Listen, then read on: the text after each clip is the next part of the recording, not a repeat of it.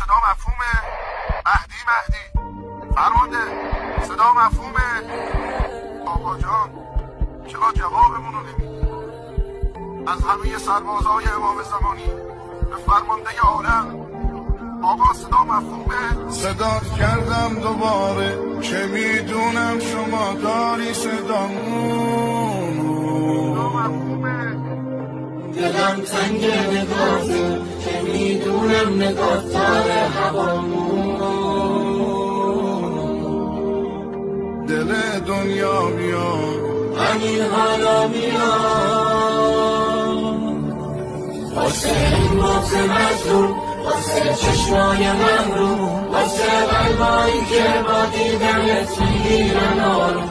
میخوام از جام بلند شم که تو قلب تو جاشم، تموم آرزوم اینه که سرباز تو باشم، که سرباز تو باشم.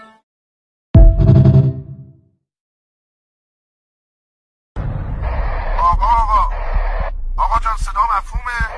مهدی فرمانده صدا مفهومه؟ آقا جان چرا جوابمونو نمیدی؟ از همه سربازای امام زمانی به فرمانده عالم آقا صدا مفهومه؟ صدات کردم دوباره که میدونم شما داری صدامون. صدا مفهومه؟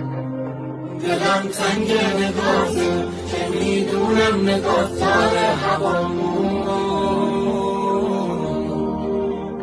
دل دنیا بیا همین حالا میاد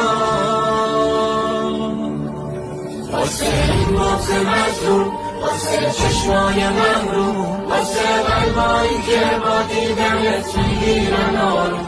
میخوام از جام بلند شم که تو قلب تو جاشم، تموم آرزوم اینه که سرباز تو باشم، که سرباز